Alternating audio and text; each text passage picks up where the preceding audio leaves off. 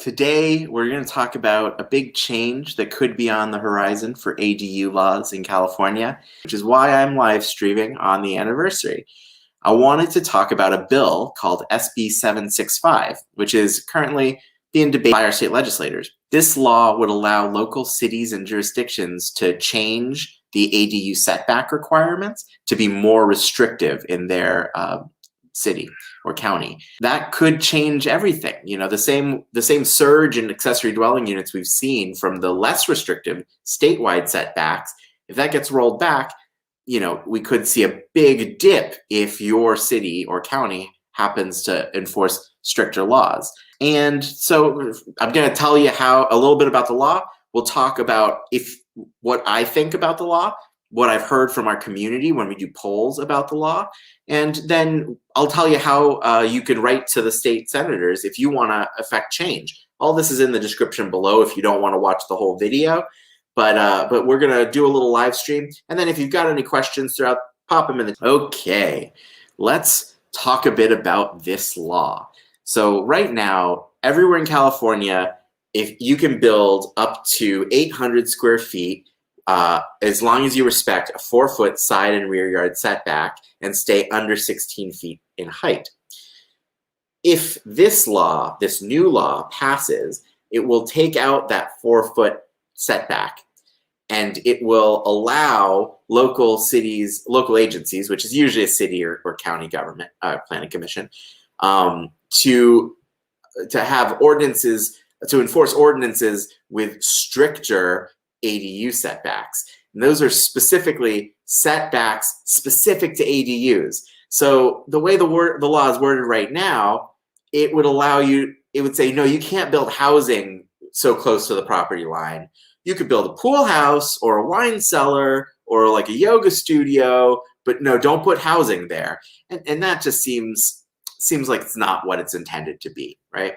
Hello, Violetta, and hello, Peter. Thank you for using the chat. I see it's working now. If you've got any questions as we go, let me know, and feel free to invite other people if you've got other folks who think they'd be interested in this law that might change the ADU setbacks that we have around California. You can read the actual text of the law in the description of the video below, but the short version is it would let local cities and counties enforce different, more restrictive setbacks on ADUs than the 4-foot side and rear yard setback.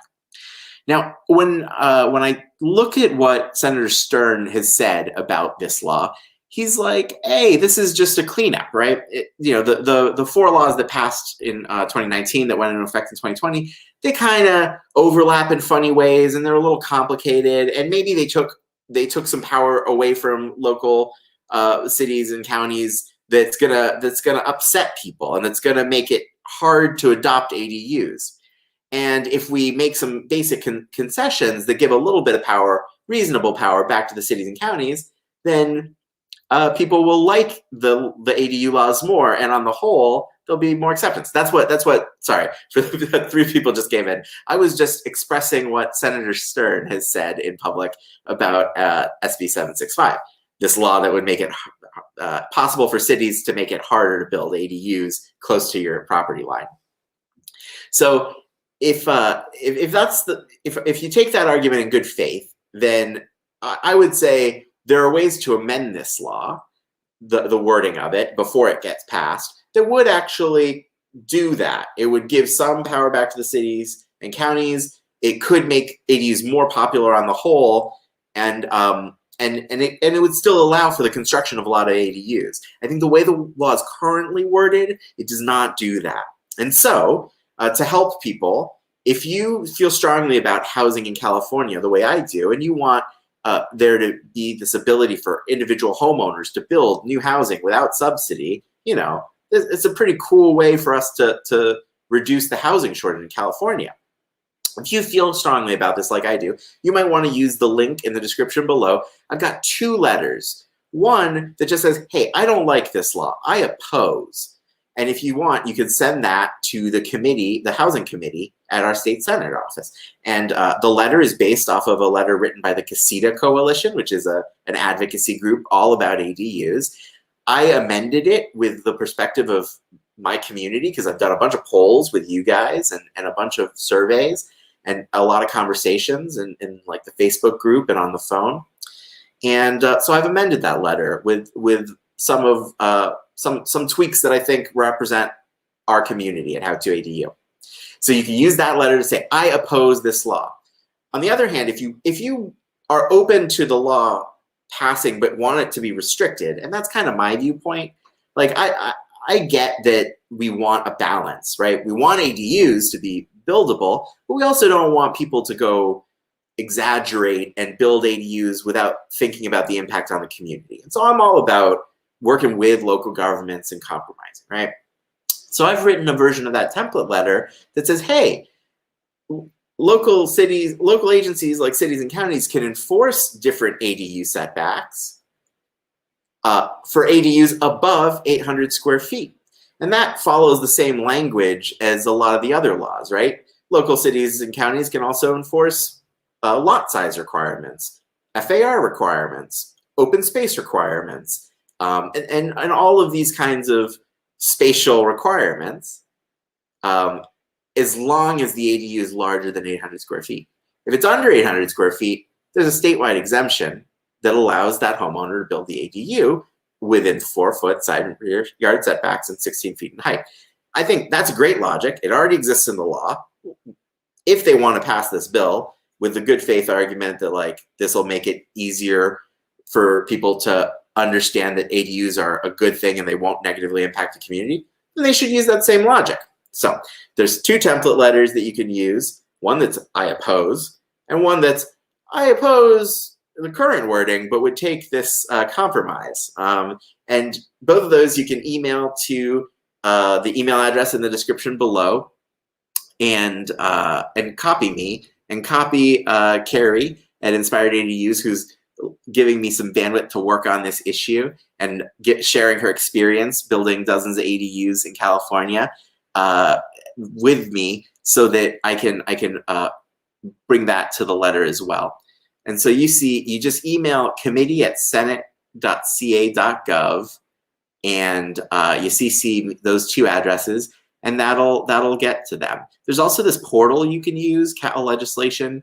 It's a little complicated. You got to create a login and everything. So I recommend the email solution, and then I'll have a copy, and I'll be able to say, look, this many people have heard about the law and written in, and we can really change a lot. A lot of state government is influenced by the public. A lot of local government is influenced by the public. So we can do a lot of good here. If you could take 5 minutes out of your day to send the letter, or if it takes longer because you want to read about the laws, I understand. And hopefully if you can make that time, it's pretty important. We do not want 765 to pass the way it's worded today, because some jurisdictions, it's almost guaranteed, some of them will just put in like 30-foot setback requirements for ADUs, and you'll suddenly have no lots that can fit ADUs anymore, except for large lots that probably need the housing the least. Maybe that's an unfair statement, but you know what I mean. It's going to restrict the number of lots that can fit ADUs, and that's not a good thing if we want more housing in the areas where people can walk to work, where people can be part of a community. So please consider doing that. Thank you for watching this live stream with me, and for celebrating, like I said at the top, it's a 1-year anniversary of the YouTube channel. A year ago yesterday, we uploaded our first video as a place to store our webinars, and I didn't think it would grow the way it has. I'm so touched that I've been able to talk to so many of you through this platform, and that you guys have given me so many good questions and so much good feedback and help build this community. The YouTube channel's over 1,000 subscribers. The Facebook group's like almost 2,000 strong now. It's just wild, and it's let me do amazing things. And we're building housing, like it's real. A year ago, I was just making a YouTube video, and now we're actually finishing ADUs around California. And I work at this amazing architecture firm, Inspired ADUs, where I could do this work full time and help hundreds of people. The bill number is 765. This is a question from the chat from Violetta. And if there's a link in the description below, where there should be a link. You can read the bill here. It's this leginfo at .legislature link. I'll post it in the chat too. It's confusing too because bill numbers get reused. So like a couple years ago, SB 765 was an awesome bill for housing. But this year, SB 765 is not a fun bill. And SB 765 allows for greater restrictions. So I oppose SB 765.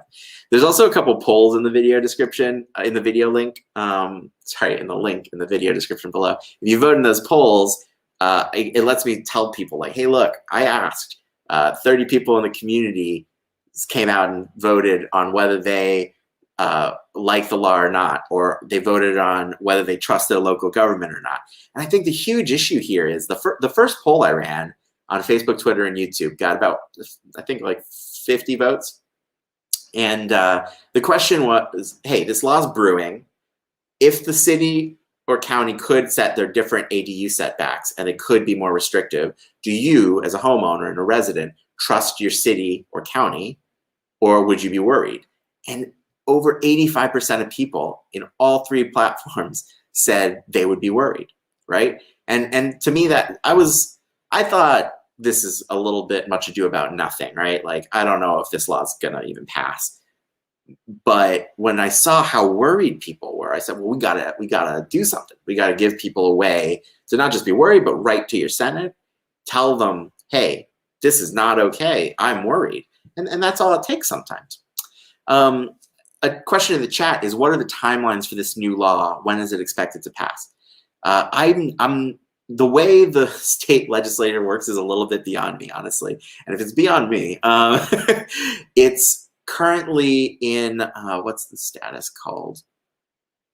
I think it'll say right here. So it's part of the 21 to 22 session. It's been introduced by Senator Stern with Assemblymember Friedman. They have to have one in each of the bodies. And it's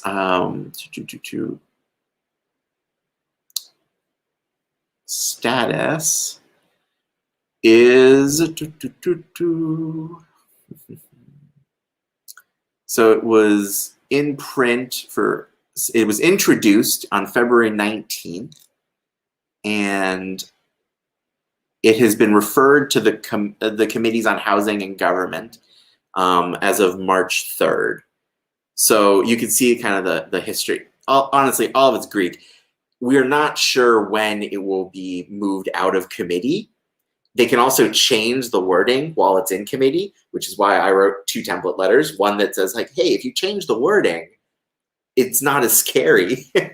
And one template letter that's like, don't pass this. No. And then it'll go in committee. It could take a long time there before the committee puts it back out, as I understand. So we don't have a timeline like that. If you're thinking about your own project, though, in general, I would say like no time like the present. You can always, if you know that your project's a go, a lot of the time, if you have applied for a permit and then the law changes, a lot of the time you're grandfathered in because you applied earlier. And this specific amendment, this actually does include a lot of language that says things like, oh, and it's not retroactive, and like any agency that doesn't have an ADU setback law by this date cannot put one in place, which is kind of a cool Easter egg. It could limit local agencies from putting in new setback rules, which they can do about like corner lots and through lots especially. Another question in the chat is, does the law include variance guidelines that cities must follow? Yes, well, yes and no.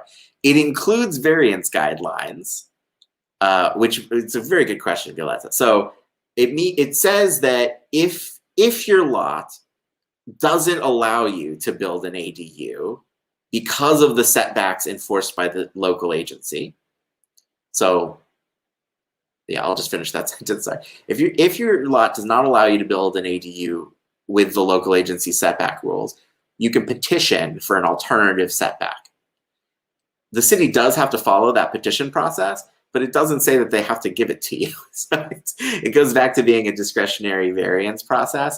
And I don't, the way it's worded now, it does not fill me with confidence. I think cities that really want to put sticks in the spokes, is that an expression? Cities that really want to impede ADUs will have a way to impede ADUs if this law were passed. There is some wording in there about variance guidelines, but it's not very well, it's not, I should say it's not detailed enough to give confidence to the people who read it, you know?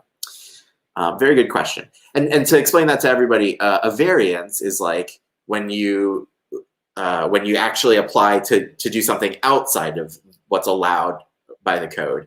So the great thing about ADU rules right now is when you apply, it's a non-discretionary process. No planning commission has the discretion to say you can or can't build it for discretionary reasons. They can say, hey, you're not following the objective rules, but they can't have this like neighbor review period and other things that people think of with planning commissions. And if you can stick to that streamlined ADU process, then you're good. If you ever have to apply for a variance to that process, like a lot of the time I'll generalize and say, you can't build an ADU over 1,200 square feet in your city. And technically I'm incorrect when I'm saying that, because you could build one. You wouldn't be able to use the accelerated non-discretionary permitting process to build an ADU over 1,200 square feet. You could submit a permit and ask for a variance to build a 3,000 square foot ADU. And that's what a variance is. Good question, Violetta. All right, so thank you very much for tuning in. That's the law I wanted to talk about. It's called SB 765. It would allow your local agencies to increase your setbacks or setback requirements for your ADU. I don't think it's worded in a way that makes it very effective. And so I've proposed different wording in a template letter that you can send to the Senate Housing Committee. The template letter is in the description below. If you take a minute to copy paste that and send it to your Senate committee, Senate Housing Committee, and copy me, copy Carrie, then we'll really appreciate that. And it'll make a big difference. We're literally tens of thousands of people are building ADUs in California. And some in whole cities may lose that ability if this law passes as it's worded today, because the city could then pass its own ordinances that make it very difficult. And some cities they're like that. So yeah, thanks for tuning in. I really appreciate it. Hope I didn't babble too much about politics. As always, thank you for all your support. 1 year old How To ADU YouTube channel couldn't happen without you, and it lets me bring information like this to people that it matters to the most. So thank you, and have a great day.